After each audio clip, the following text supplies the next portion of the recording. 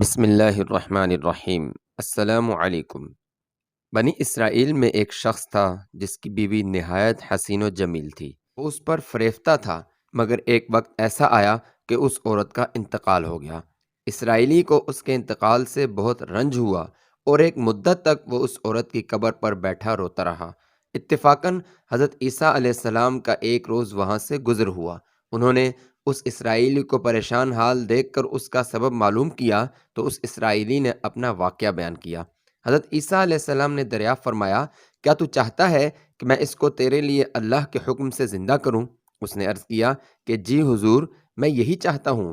جب حضرت عیسیٰ علیہ السلام نے اس قبر کے مردہ کو آواز دی تو قبر سے ایک حبشی غلام نکلا جس کے ناک کے نتنوں، آنکھوں اور جسم کے دوسرے سوراخوں میں آگ کی لپیٹیں تھیں۔ وہ حضرت عیسیٰ علیہ السلام کو دیکھتے ہی کلمہ پڑھنے لگا، لا الہ الا اللہ عیسیٰ روح اللہ۔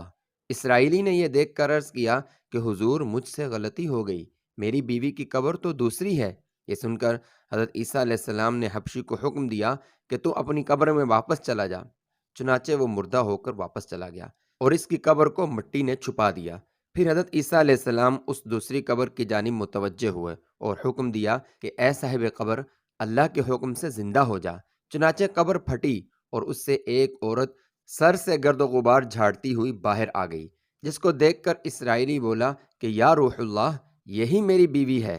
حضرت عیسیٰ علیہ السلام کے حکم پر وہ اسرائیلی اپنی بیوی کو ہمراہ لے کر واپس ہونے لگا، مگر ایک عرصے سے اس کی قبر پر جاگا ہوا تھا، اسی لیے اس پر نیند کا غلبہ ہو گیا اور اس نے اپنی بیوی سے کہا کہ تیری قبر پر رونے دھونے نے مجھے ہلاک کر دیا ہے، جس کی وجہ سے نہ میں آرام پا سکا اور نہ ہی سو سکا، اس لیے آج نیند کا بہت غلبہ ہے، میں چاہتا ہوں کچھ دیر آرام کر لوں۔ بیوی کہنے لگی کہ ہاں، آپ آرام کر لیجئے۔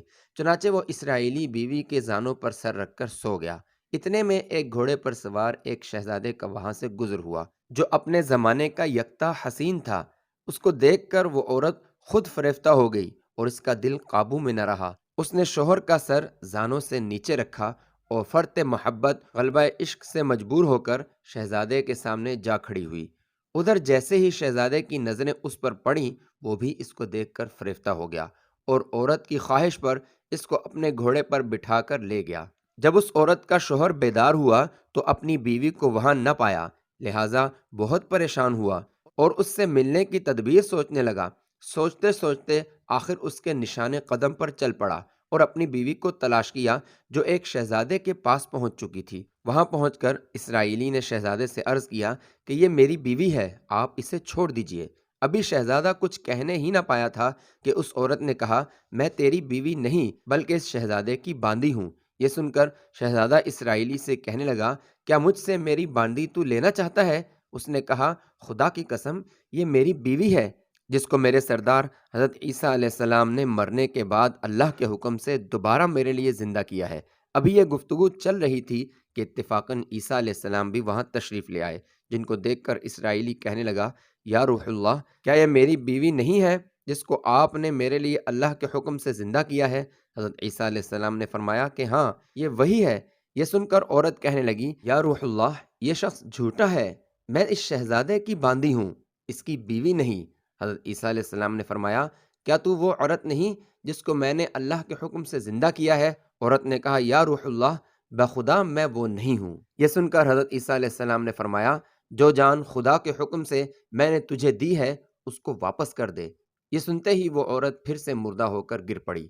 اس واقعہ کو دیکھ کر اسرائیلی نے قسم کھائی کہ اب کبھی نکاح نہ کروں گا اور میدانوں کی طرف نکل گیا جہاں اللہ تعالیٰ کی عبادت میں موت تک مصروف رہا۔